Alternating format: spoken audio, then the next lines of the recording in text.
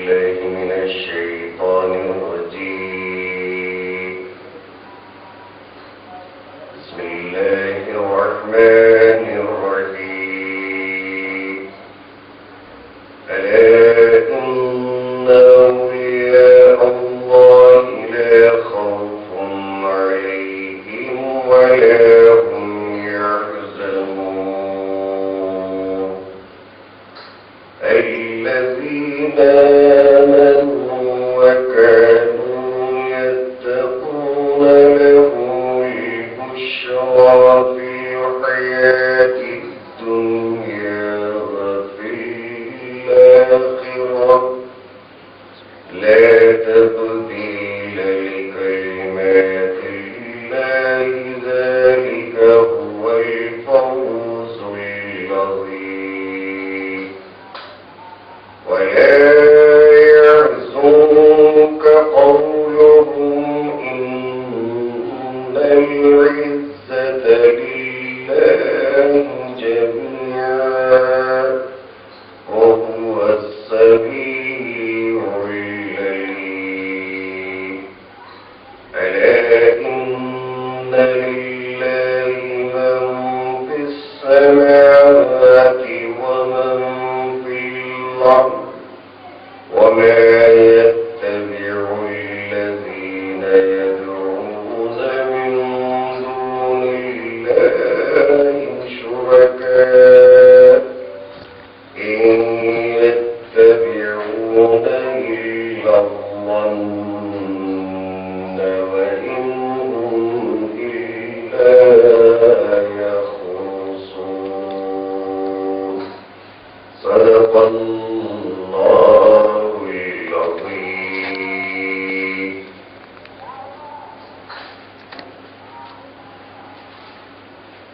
پناہ مانگتا ہوں میں اللہ کی شیطان مردود سے.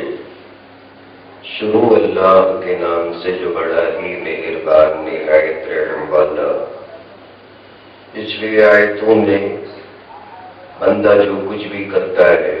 جس کسی بھی حال میں ہوتا ہے، قرآن مجید سے جو کچھ بھی تلاوت کرتا ہے، اللہ تبارک و تعالی اس کی اس مصروفیت میں، اس کے اعمال میں گواہ بن کر حاضر رہتا ہے. بندہ جو کوئی بھی گناہ کرتا ہے یا نیکی کرتا ہے، رائی کے دانے کے برابر وزن رکھنے والے کسی بھی عمل کو اللہ تبارک و تعالی لوح محفوظ میں یا نام اعمال میں لکھے بغیر نہیں چھوڑتا ہے. آگے اللہ تعالی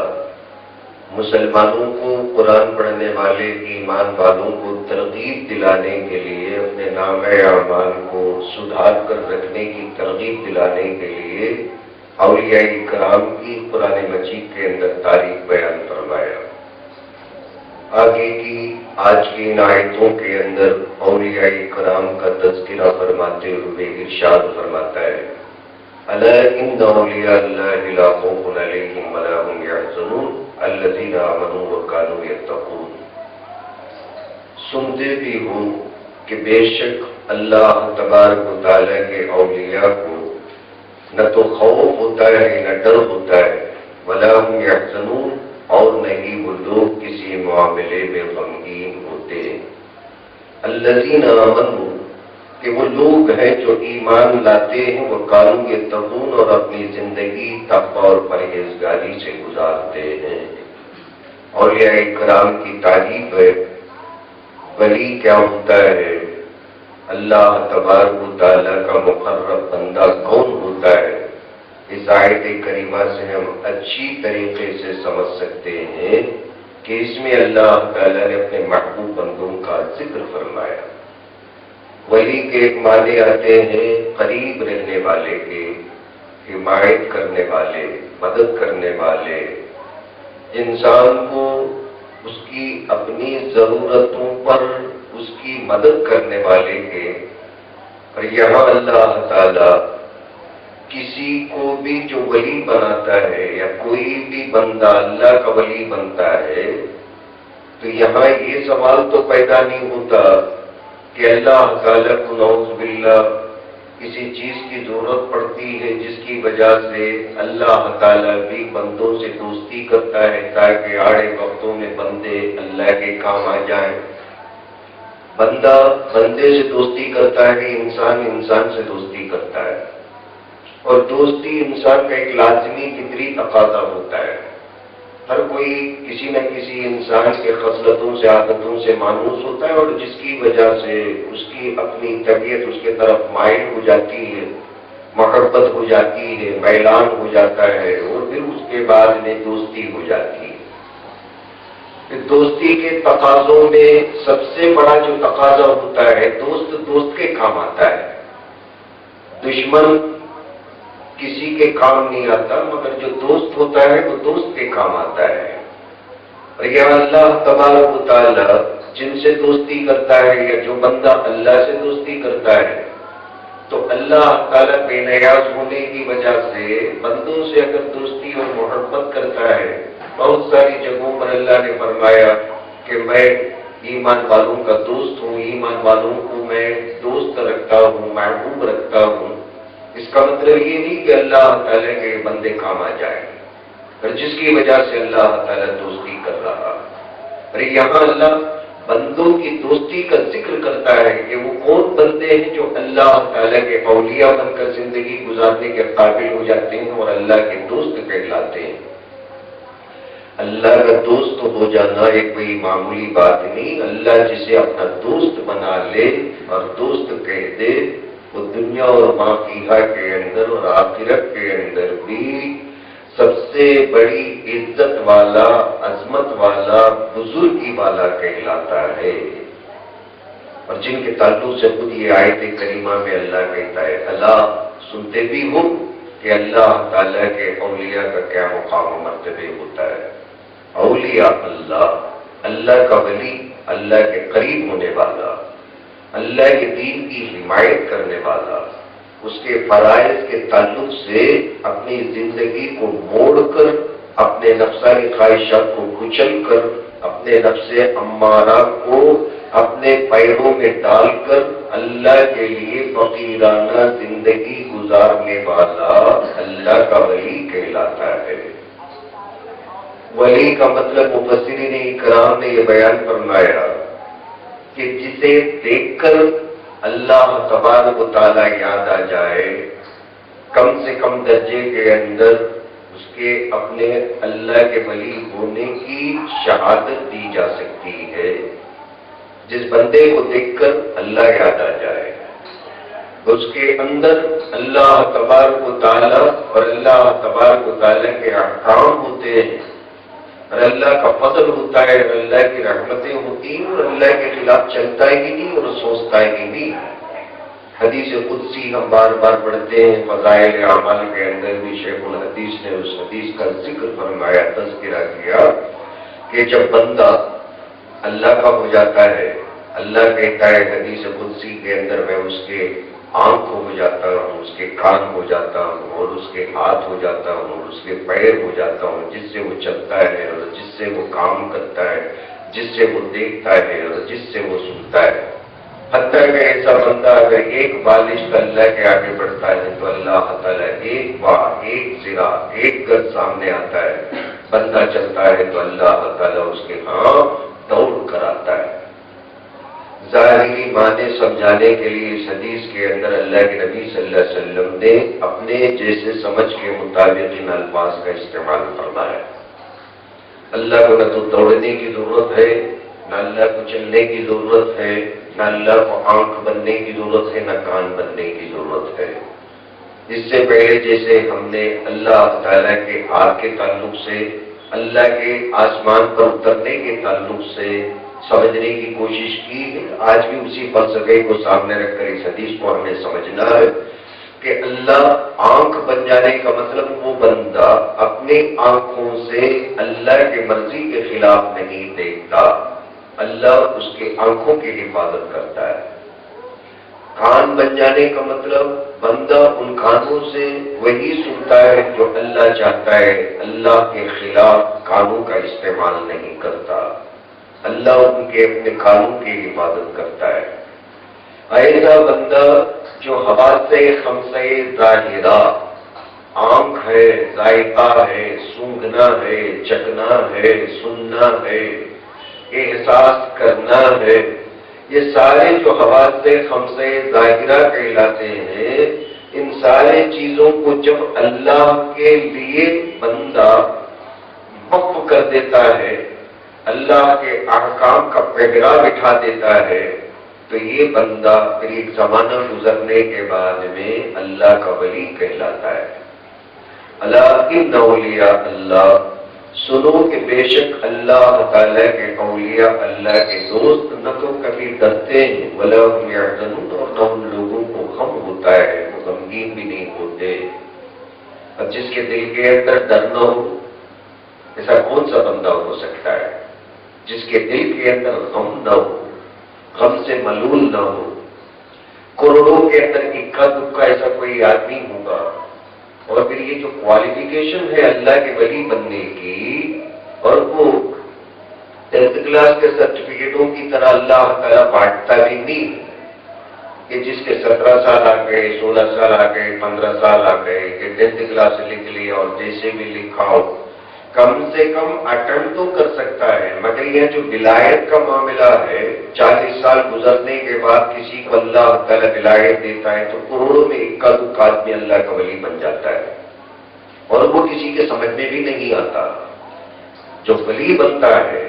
وہ کسی کے سمجھ میں بھی نہیں آتا، اس لیے کہ وہ نہ تو ہوا میں اڑتے نظر آتا ہے، نہ پانی پہ نماز پڑھتے نظر آتا ہے، اور نہ غیر ترک عادت کاموں کو کرتے نظر آتا ہے، اور نہ کوئی استدراج کرامتیں بتاتا ہے، نہ کوئی جادوگری کرتا ہے، اور کچھ بھی نہیں کرتا۔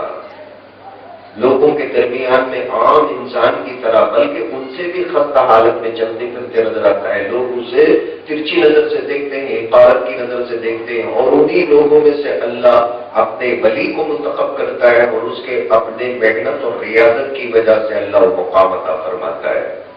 اور جس کی وجہ سے ان کی اپنی طبیعت کے اندر نہ تو دنیا کا ڈر ہوتا ہے، اور نہ ہی کسی بھی معاملے کے اندر ان کا دل اندر سے روتا ہے، نہ پریشان ہوتا ہے۔ صحابہ کرام اللہ کے اولیاء، تابعین اللہ کے اولیاء، تبع تابعین اللہ کے اولیاء،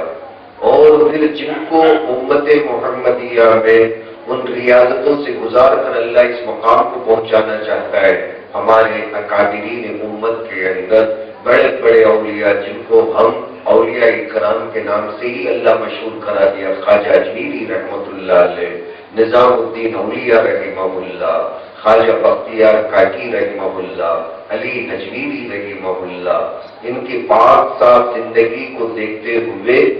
کہ جن کے سامنے بڑے بڑے عمراء، بڑے بڑے سلاطین، بڑے بڑے بادشاہ، بڑے بڑے تمغے دینے، القاب دینے، خطابات دینے، زر زمین دولت دینے کے لیے تشریف لے آئے، مگر ان لوگوں نے ٹھوکروں پر اسے اڑا دیا، مگر کبھی بھی ان کے دہلیز پر اپنے آپ کو پہنچانا اور ان کی ملاقات کی تمنا رکھنا، یا ان کے آ جانے کی وجہ سے اپنے دل میں جھانک کر خوشی کے چھوٹے سے رمق کو دیکھنا، ان لوگوں نے اپنی زندگی کے اندر کبھی محسوس تک نہیں کیا۔ بڑے بڑے سلاطین ان کے دہلیز پہ آیا نہیں آیا، نہیں آیا تو نہ انہوں نے جھانک کر دیکھا تو خوشی محسوس ہوئی، اگر نہیں آیا غصے ہو گیا، اس کے غصے ہونے کی وجہ سے انہوں نے اپنے دل کے اندر گھبراہٹ کو محسوس کیا۔ بڑے بڑے بادشاہوں سے ان لوگوں نے پنگا لیا، مگر بادشاہ ہار گئے، ان کے اپنے استقامت کے سامنے ان لوگوں کو کچھ نہیں کر سکے، بگاڑ نہیں سکے۔ کنز الدقائق اور بحر الرائق لکھنے والے اور اللہ کے بہت بڑے ولی کی بات میں بتا دوں، جو فقہ حنفی کی بہت بڑی متداول اور مشہور کتاب ہے، بادشاہ ایک وقت نے ان کو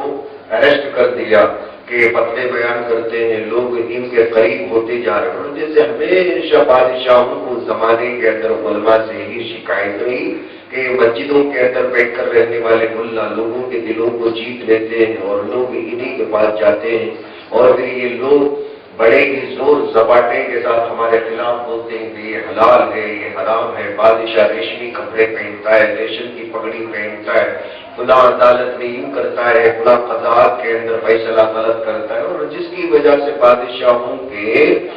سلطنت اور حکمرانی کے اندر لوگوں کو تنقیدی جذبہ بیدار ہو جاتا ہے، اور بادشاہ اپنے کرسی کے ڈگمگانے کے فکر کے اندر مبتلا ہو جاتے ہیں کہ لوگ کہیں پھر سے ہم لوگوں کو اتار نہ دیں، انقلاب برپا نہ ہو جائے، جس کی وجہ سے لوگ ہمیشہ شروع زمانے سے علماء کرام کے اللہ والوں کے دشمن رہے۔ امام شافعی کی دشمنی کی گئی، امام مالک کی دشمنی کی گئی، امام اعظم ابو حنیفہ رحمہ اللہ کی دشمنی کی گئی۔ بحر الرائق اور کنز الدقائق لکھنے والے امام بحر الرائق رحمہ اللہ، ان کو بھی اس زمانے کا بادشاہ حوالات میں بند کر دیا، اور وہاں بھی لوگوں کا تانتا لگ گیا کہ مولانا ذرا یہ سمجھا دیجئے، ذرا وہ بتا دیجئے، ذرا ہمارے لیے دعا کر دیجئے۔ تو بادشاہ کو چڑ چڑھ کے آئے کہ بھئی سلاخوں کے پیچھے ہے، اور لوگ آ کر جیل کی دیواریں ہی توڑنے اور پھر ان سے اصرار کر کے فتوے لینے پر ہمارے ناک میں دم کیے جا رہے ہیں، اس لیے پولیس والوں کو یہ حکم دیا کہ گہرا کنواں کھودا جائے، اور اس زمانے میں اور سخت سے سخت جو سزا دی جاتی تو کنویں کے اندر قیدی کو اندر کنویں کے اندر اتار دیا جاتا، اور اوپر سے کوئی بھی روٹی ووٹی جو بھی ہے اسے زندہ رہنے کے لیے دے دی جاتی، اور جب تک جیتا اور اس کے بعد مر جاتا۔ تو امام صاحب کو، امام بحر الرائق جو کتاب لکھنے والے، ان کو یہ سزا دی گئی کہ بھئی گہرا کنواں کھودا جائے اور اس کے اندر ایک کو اتار دیا جائے، یعنی مطلب موت تک ان کے لیے، موت کا مطلب پروانہ نافذ ہو چکا موت کی، اور ان کو سزائے موت سنا دی گئی، تو وہ کنویں کے اندر اتار دیے گئے، اور اوپر سے وقت کے مطابق کسی ڈول کے اندر کوئی ان کے اپنے کھانے وغیرہ کی غذا دے کر نیچے اتار دیا جاتا اور اس میں سے وہ کھا لیتے۔ تو وہاں بھی وہ کنویں کے اطراف ان کے شاگرد پہنچے، کنواں گاؤں کے اندر کھودا گیا، اور وہاں بھی لوگ پہنچے۔ تو بڑے تعجب کی بات ہے، یہ جو کتاب لکھی گئی نا، جسے بڑے بڑے مفتی اپنے میز کے اوپر رکھ کر ہم لوگوں کو فتوا دیتے ہیں، کنز الدقائق اور بحر الرائق، کنویں کے اندر رہ کر انہوں نے مسائل لکھائے پکار کر، اوپر سے بیٹھنے والے شاگرد المسائل کو لکھے، تو یہ کتاب وجود میں آ گئی۔ جیل کے اندر کنویں کے اندر رہ کر اللہ کا بندہ مسئلے بولتا ہے، حدیثوں کی روشنی کے اندر حجت قائم کرتا ہے، اور اوپر بیٹھ کر لکھنے والا کہ جسے نہ تو موت کی گھبراہٹ ہے، نہ بیل لانے کی گھبراہٹ ہے کہ بھئی بیل کب آئے گا، بادشاہ کے پاس کون جائے گا، اس بات کی فکر نہیں ہے۔ فکر اس بات کی ہے کہ کتاب کب ختم ہو جائے، جان شاید کل نکل جائے، پرسوں نکل جائے، جان کا کیا بھروسہ ہے۔ بادشاہ تنگ آ گیا، اور لوگوں کے اندر انقلابی جذبہ زیادہ ہو گیا۔ بہرحال بہت سارے دنوں کے بعد میں، اور جب ایک کتاب بحر الرائق ختم ہوئی تو ان کو باطل ناخواستہ بادشاہ کو رہا کرنا پڑا، تو باہر نکلنے کے بعد انہوں نے کنز الدقائق لکھا۔ جیل کے اندر، کنویں کے اندر، موت کے کنویں کے اندر رہ کر ہمارے اکابرین امت نے ہم لوگوں پر بہت بڑا احسان کیا، اور وہ احسان اس طرح کیا کہ لا خوف علیہم ولا هم یحزنون، ان لوگوں کو نہ تو خوف ہوتا ہے اور نہ ان لوگوں کو دنیا کی کوئی طاقت غمگین کر سکتی۔ عبد القادر جیلانی رحمۃ اللہ علیہ تو سید الطائفہ ہے، سارے اولیاء کرام کی گردنوں پر حضرت عبد القادر جیلانی رحمۃ اللہ علیہ کے قدم ہے، تو کوئی بھی بزرگ اور کوئی بھی ولی عبد القادر جیلانی رحمۃ اللہ علیہ کی شاگردی کیے بغیر، آپ کے سلسلے قادریہ سے وابستگی حاصل کیے بغیر، سلسلے روحانی آپ سے جوڑے بغیر کامل اور مکمل ولی ہو ہی نہیں سکتا۔ اللہ نے آپ کو نجیب الطرفین حسنی اور حسینی دونوں اعتبار سے کھڑا سید بنا کر، پھر آپ کے اپنے ریاضتوں کے بلبوتے پر، اور خود اللہ اپنے فضل و کرم سے سید الطائفہ غوث الثقلین بنایا۔ حضرت عبد القادر جیلانی رحمۃ اللہ علیہ کو اللہ نے علم لدنی کا جو ملکہ عطا فرمایا، کہ پھر ایسا ملکہ شاید کسی کو اللہ تعالیٰ دے دے، یہ اللہ تعالیٰ کی شان و قدرت سے بعید نہیں ہے، مگر زمانے کے اعتبار سے دیکھا جائے تو اول اور آخر جو ولی ہمیں نظر آتا ہے اس سلسلے کے اندر، ہر کوئی ولی کو یہ ماننا پڑا، ہر اکابرین امت میں سے ہر ایک بڑے بزرگ کو یہ ماننا پڑا۔ عبد القادر جیلانی رحمۃ اللہ علیہ کو اللہ نے جو علم معرفت عطا فرمایا، اس علم معرفت تک کوئی بھی اپنی اس مختصر زندگی کے اندر پہنچ نہیں پایا۔ اتنا بڑا علم اللہ تعالیٰ عطا فرمایا۔ ان کی ایک چھوٹی سی کتاب ہے فقہ کے تعلق سے جو انہوں نے کتاب لکھی، جو بنیت الطالبین کے نام سے مشہور ہے، جس میں انہوں نے چند فقہی ابواب کو سامنے رکھ کر جو چند مسائل کو بیان کیا، مگر ان کی جو حقیقت سمجھ میں آتی ہے تو وہ فقہ سے ہٹ کر جو تصوف اور صوفیزم کی بات کرتے ہیں، تو ان کی باتوں کو ان کے اپنے تصوف کی کتابوں کے اندر دیکھ کر بندہ سمجھ سکتا ہے کہ حضرت کتنے گہری باتیں کرتے ہیں اور ان باتوں کا مطلب کیا ہو سکتا ہے۔ بڑے بڑے بزرگان اعظام جن کی زندگیوں کے اندر بڑے بڑے بادشاہ، ظالم بادشاہ ان کو جھکانے کی کوشش کیے، مگر یہ کبھی کسی موقع پر بھی دنیا کے لالچ میں پھنس کر جھک نہیں پائے۔ یہی اولیاء کرام کی شان ہوتی ہے۔ فزیکلی سمجھنے کے لیے اللہ کہتا ہے کہ کوئی سرٹیفکیٹ نہیں ہوتی کہ اللہ تعالیٰ ڈگری کی طرح سب کو سرٹیفکیٹ دے دے یا پیشانی پر لکھ دے، بلکہ اللہ ہم لوگوں کو سمجھانے کے لیے، سمجھنے کے لیے دو تین علامتوں کو بیان فرمائے، اور یہ ہے کہ وہ کبھی خوفزدہ نہیں ہوتے، اور دوسرے ہے کہ ان کے دلوں کے اندر غم نہیں ہوتا، ہمیشہ بالکل فری مائنڈ ہوتے ہیں، کوئی دباؤ کسی تناؤ کے اندر نہیں رہتے۔ آج ہمارے اپنے گھروں کے اندر ذرا کچھ ایسا ویسا معاملہ ہو جاتا ہے تو بندہ پریشان ہو جاتا ہے۔ صبح میں چائے نہیں پی تو سر میں درد ہو گیا، تو جتنے دوست نظر آتے ہیں سب سے پہلے ان لوگوں کو مل کے کہتا ہے سر میں درد ہو گیا اس لیے کہ صبح میں چائے نہیں پی۔ کون سا دریا آ گیا، کون سی سونامی آ گئی، کون سا زلزلہ آ گیا، صرف چائے میں قضا ہو گئے، چائے کی قضا ہو گئے، اور جس کی وجہ سے بندہ پریشان۔ اور اگر سر میں درد آ گیا، چائے نہ پینے کا یہ عالم ہے، بخار ہو گیا تو، پیٹ میں درد ہو گیا تو پورے شہر کو اپنے سر پہ اٹھا لے گا۔ سر میں درد ہے مگر ڈاکٹر کے پاس ایسی شکایت لے کر جائے گا کہ ڈاکٹر بس ایسی دوا نکال کر اسے دے دے کہ جو دنیا میں آج پہلی مرتبہ ڈاکٹر اس کے درد کو سمجھ لے، اور اس سے پہلے ایسی دوا، ایسی شکایت زندگی کے اندر نہ سنے، اور پہلی مرتبہ سن کر پہلی مرتبہ نسخہ لکھ کر کسی کو دے، پھر یہ نسخہ اس کے بعد پھر کسی کو نہ لکھے۔ یہ تڑپ لے کر، یہ درد لے کر ڈاکٹر کے پاس جاتا ہے۔ ہر ایک کو درد سر آتا ہے، مگر بندہ خاص طور پر اپنے درد سر کو ہی درد سر سمجھتا ہے۔ مگر اللہ تعالیٰ اولیاء کرام کے تعلق سے بیان کرتا ہے، اللہ سنتے بھی ہو، اللہ ان اولیاء اللہ، اللہ کا جو ولی ہوتا نا، لا خوف علیہم، نہ بیماری کا درد ہے، نہ پیسوں کے لٹ جانے کا غم ہے، نہ آخرت کی فکر ہے، نہ دنیا کی فکر ہے۔ حضرت امام رومی رحمہ اللہ نے بیان فرمایا کہ آخرت سے بھی بے فکر ہو جانا ہی اللہ کے ولی کی شان ہے،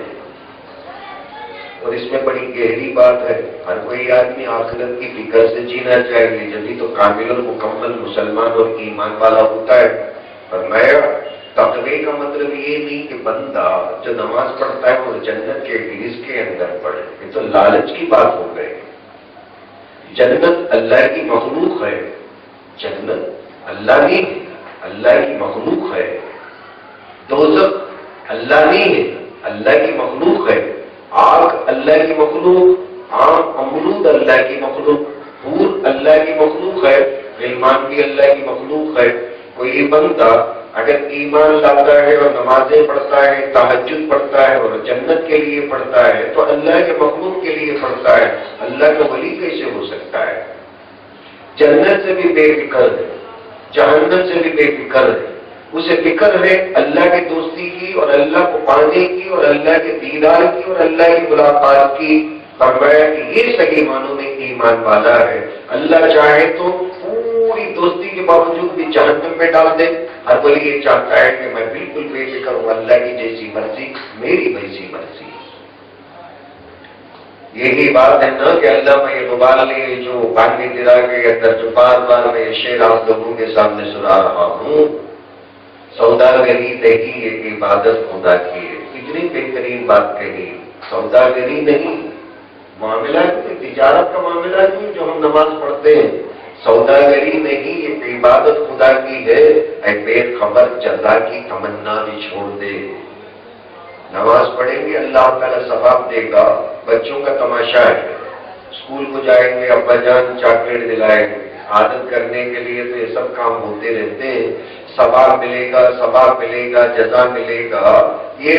چاکلیٹ دلانے یا بسکٹ دلانے کی لالچ کی بات ہے، اور جب بندہ ان سارے چیزوں سے پرے اور بھی زیادہ اونچی بلندیوں پر پہنچ جاتا ہے، ان سے بالکل بے نیاز اور مستغنی ہو جاتا ہے، اس کی نظر عشق و محبت کی نظر بن کر اللہ کے ذات کی طرف اٹھ جاتی ہے، اللہ تعالیٰ کی طرف مرکوز ہو جاتی ہے، منتقل ہو جاتی ہے، اور اس کے بعد سب کچھ کرنے کے بعد اللہ پھر بھی جنت دے، اللہ کا احسان، سب کچھ کرنے کے باوجود بھی اللہ دوزخ ہی دے دے۔ اللہ کا ولی یہ سمجھتا ہے کہ اللہ کی مرضی ہے، اسی کے اندر وہ خوش ہے۔ اسی بات کو حافظ شیرازی نے اپنی کتاب کے اندر فرمایا، بمے سجادہ رنگی کن گرد پیرے مغم ہوئے کہ سالک بے خبر نبوت ذرا ہو رسم و منزل آ۔ مصلے کے اوپر اپنے وضو کا پانی مستعمل کرنا ہی فقہاء کرام نے مکروہ لکھا، اپنا وضو کا پانی اپنے جائے مصلی پر گرانا اور گرنا اسے خود مکروہ لکھا کہ وضو کا پانی اپنے کپڑوں کے اوپر نہ آئے، بڑی احتیاط کے ساتھ ہم وضو بناتے ہیں اور پھر الگ سے پونچھ بھی لیتے ہیں، اور ایسے وضو کے پانی کو لا کر مصلی کے اوپر چھڑکنا، داڑھی کو نچوڑنا، ہاتھوں کو نچوڑ کر مصلی پر گرانا اور پھر نماز پڑھنا، یہ تو بے ادبی اور یہ مکروہ ہے، اس لیے کہ اس سے چھوٹے موٹے گناہ دھلتے، اور یہ پانی استعمال ہوا پانی ہوتا ہے، یعنی جو پانی یوز ہو گیا، اور کیسے یوز ہوا؟ گناہوں کو دھونے کے لیے یوز ہوا، تو اس چھوٹے گناہوں کو دھونے کے بعد آدمی حدث اصغر سے پاک ہوتا ہے، پھر مسجد میں آ کر نماز پڑھنے کے قابل بنتا ہے۔ تو اسی پانی کے قطروں سے احتراز کرنا فقہ کی کتابوں کے اندر ضروری لکھا، مسجد میں کوئی تھوک نہیں سکتا، مسجد میں انگڑائی لے نہیں سکتا، تو پانی کہاں، جو گناہوں سے بھرا پانی ہے، یہ قطرے کہاں سے گرا سکتا ہے؟ لیکن یہاں ایک اور دوسری بات بتائی جا رہی، بڑے تعجب کی بات ہے، اگر تیرے مقام تیرا شیخ تجھے اللہ تک پہنچانے والا شراب کو اگر مصلی پر ڈال کر، شراب کے اندر مصلی کو ہوتا دے کر پھر اس کے اوپر نماز پڑھنے کے لیے اگر کہے تو تجھے ضرور نماز پڑھنا ہے۔ کیوں؟ اس لیے نماز تجھے پڑھانے والا نماز کو قبول کرنے کی نیت سے ہی تو تجھے شراب کے اندر مصلی کو ڈال کر تر بتر کر نماز پڑھنے کا حکم کرتا ہے، اور ایسے موقع پر تو اپنے دماغ کو لڑا کر اللہ سے اگر یہ کہتا ہے مولا شراب تو حرام ہے، میں کیسے مصلی کے اوپر ڈالوں گا، تو یہ تو بغاوت ہی ہو جائے گی نا۔ اللہ کی مرضی ہے، نماز اللہ پڑھاتا ہے، آج کہتا ہے کہ قطرے بھی اس کے اوپر نہیں گرنا، کل کو اگر اللہ کہے کہ شراب اس کے اوپر ڈال کر نماز پڑھنا، ہمارا کیا گیا؟ ہمارا مولا راضی، ہم راضی۔ المیت بیت الغصاب، بزرگوں نے بیان فرمایا اولیاء کرام نے کہ بندہ مسلمان ہو کر اس طریقے سے زندگی گزارے جیسے میت غسل دینے والوں کے ہاتھ میں ہوتی ہے، جس طریقے کو چاہے وہ کروٹیں بدلتا ہے، جیسے چاہے پانی بہاتا ہے، کچھ نہیں بولتی۔ اللہ کے حکم کے سامنے، اللہ کی مرضی کے سامنے بندہ بالکل بے جان مرحوم لاش میت کی طرح اگر پڑ کر رہتا ہے، اندر سے روح بنتے بنتے بنتے بنتے اتنی مضبوط ہو جاتی ہے، پھر اس کے اوپر سے حجابات اٹھ جاتے ہیں، پھر جب چل کر جب وہ نماز میں کھڑے ہو جاتا ہے نا، تیر لگتی ہے، بندے کو یہ احساس نہیں ہوتا۔ تیر چلانے والا تیر چلاتا ہے، حضرت علی رضی اللہ تعالیٰ کو یہ احساس نہیں ہوتا، یہ وہ نماز ہے کہ نماز میں کھڑے ہونے کے بعد میں حجابات ہو جاتے ہیں، मलकूत समावाती वल्लर्द आमने सामने हो जाते हैं। इस नमाज को पढ़ने का अल्लाह के नबी सल्लल्लाहु अलैहि वसल्लम ने मिशकात की हदीस के अंदर हम लोगों को ताकीद फरमाया, ताउद रब्बक फइन्नका तराहु इन लम तकुन तराहु फइन्नहु यराक। अल्लाह की ऐसी इबादत करना कि तू अल्लाह को देख ले, अल्लाह की ऐसी इबादत करना कि तू अल्लाह को देख ले। अगर ये तेरे बस में नहीं है तो कम से कम ऐसी नमाज पढ़ कि तू नमाज में खड़े होकर इतना तो यकीन कर ले कि अल्लाह तुझे देख रहा है। ये दूसरे दर्जे की नमाज, तीसरे दर्जे की तो नमाज है ही नहीं। इसका मतलब हुजूर ने ये फरमाया कि क़ियामत के करीब पूरी मस्जिदों के अंदर लोग रहेंगे, बड़ी कसीर जमात होगी, दुआ करेंगे, छत से ऊपर उनकी दुआ नहीं जाएगी। अल्लाह हम तमाम लोगों को ईमानी कैफियत अता फरमा दे, अपने ही फज़ल से हमारी दुआओं को कबूल फरमा दे। कसीर तादाद में मस्जिदें भरेंगी, छत के ऊपर से उनके सरों के ऊपर दुआ नहीं जाए। फरमाया क्यों? इसलिए कि वो नमाज पढ़ने वाले ही नहीं होंगे। एक की भी नमाज, ये तसव्वुफ का मसला है। शरीयत का मसला क्या? 4 रकात की नमाज के अंदर जितने फराइज हैं, जितनी सुन्नतें हैं और जितने वाजिबात पूरे अदा कर लिए, नमाज साइंटिफिक तरीके से नमाज हो गए। चाहे ख्याल हो कि ना हो, इमाम साहब का भी ख्याल हो कि ना हो, रूटीन तरीके से, मैकेनिकल तरीके से रुकू कर लिया, सजदा कर लिया, जो कुछ भी कर लिया, नमाज हो गई। मगर इन लोगों की नजर में जो औलिया है, नमाज उसकी नमाज हो ही नहीं सकती और जब तक कि पूरे तन बदन के साथ यहाँ हाजिर न रहे और हाजिर रहकर जब तक कि वो नजारा न कर ले जिस नजारे के बारे में अल्लाह के नबी सल्लल्लाहु अलैहि वसल्लम ने बयान फरमाया। इमाम गजाली रहमतुल्लाह अलैह जब इमामत कर रहे थे तो उनके छोटे भाई अहमद गजाली इसलिए असर की नमाज से बाहर निकल कर चले गए कि इमाम गजाली ने उनकी अम्मी से शिकायत की कि मेरे पीछे मेरा छोटा भाई है कि लोग मुझे कितना बड़ा आलिम कहते हैं, कितना बड़ा मैं डिबेट करने वाला मुनाजिर हूँ, हुज्जतुल इस्लाम हूँ, लोग मेरी कितनी बड़ी इज्जत करते हैं कि मैं जब मैं नमाज पढ़ाता हूँ तो मेरा भाई मेरे पीछे नमाज नहीं पढ़ता और आज भी नहीं पढ़ा, अलग नमाज पढ़ता है, वजह क्या है? अहमद गजाली ने कहा तुम नमाज कहाँ पढ़ते हो, नमाज कहाँ पढ़ाते हो, तुम तो मसाइल को सोचते हो। आज असर की नमाज के अंदर मैंने तुम्हारे ऊपर तवज्जो डाली कि तुम क्या कर रहे हो, दूसरी रकात के अंदर तुम औरतों के ताल्लुक से मेंसेस के मसाइल को सोचते हुए तुम नमाज पढ़ाते रहे थे कि नहीं रहे थे? इमाम गजाली की आंखें खुल गई। जो बात मैं दिल के अंदर सोच रहा था मेरे भाई के ऊपर कैसे जाहिर हो गया? तुम तो ये मसाइल सोच रहे हो, हालांकि फिक्र का मसला है और तुम नमाज के अंदर सोच रहे हो तुम्हारी न नमाज हुई न मेरी नमाज हुई, इसलिए मैं अपनी नमाज पढ़ के निकल गया। वहां से खोज शुरू हो गई, दिल के अंदर ये बात तीर के तरह लग गई और इमाम गजाली रहमतुल्लाह अलैह ने अल्लाह वाले ऐसे बने, ऐसे बने, ऐसे बने कि अल्लाह के तलाश और जुस्तजू के अंदर अपने आप को लगा दिया गया। उल्लू लिखा, रोजे रखे, बड़े बड़े बुजुर्गों की सोहबत के अंदर बैठा तो फिर अल्लाह ताला इमाम गजाली को 50 साल की उम्र में जो मौत अता फरमाया, सुबह की नमाज पढ़ी, इशराक का वक्त था तो रकात नमाज पढ़ी, कफन को मंगवाया, कफन को खोला, गुस्ल किया, सुरमा लगाया, इतर लगाया, कफन के अंदर लेट कर कहने लगे गवाही देता हूं अल्लाह की कि अल्लाह एक है, माबूद हकीकी है, अल्लाह के नबी के सिवा कोई भी आखिरी नबी ला इलाहा इल्लल्लाह मुहम्मदुर रसूलुल्लाह कहने लगे कि मेरा आखिरी रफ्ते सफर है, हुक्म हो गया है, मैं अल्लाह के पास जा रहा हूं। आंखें बंद कर ली, रूह कब्ज हो गई। ये इमाम गजाली रहमतुल्लाह अलैह की मौत है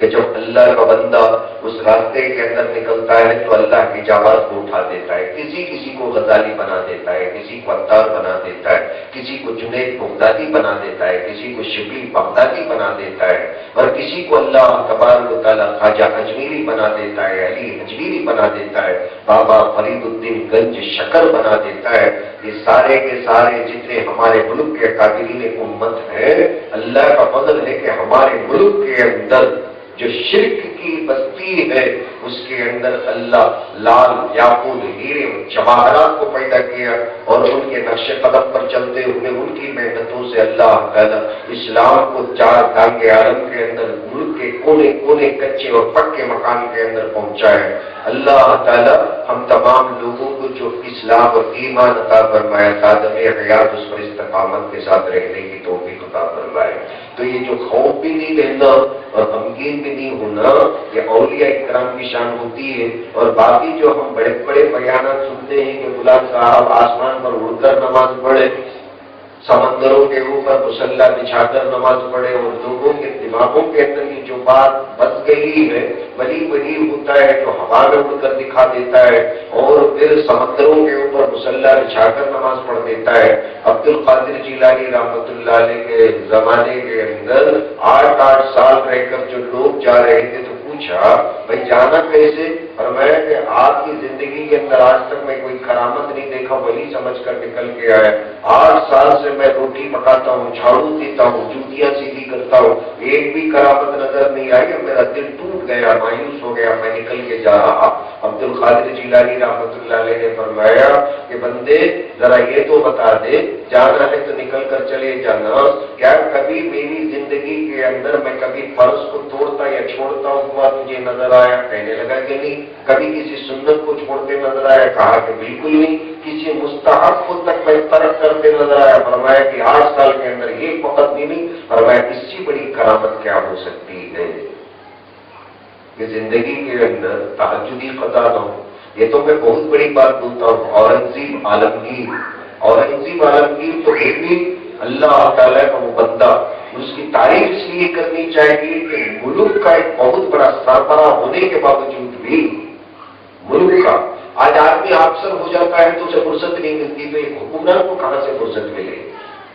اور یہ بات میں پورے اعتماد سے بار بار آپ لوگوں کو کہتا ہوں، وصیت کے اندر یہ لکھ کر مرا اللہ کا بندہ کہ میں جو دودھیاں سیکر جما کے رکھا اسی سے میرے تجہیز اور تکفین کا سامان کرنا، بیت المال سے بالکل نہیں نکالنا۔ کتنا بڑا متقی اور پرہیزگار اللہ کا بندہ۔ ایسے بندوں کو جب اللہ سلیکٹ کر کے ان کے ادا کو پسند کرتا نا، دین کا بہت بڑا کام لے لیتا ہے۔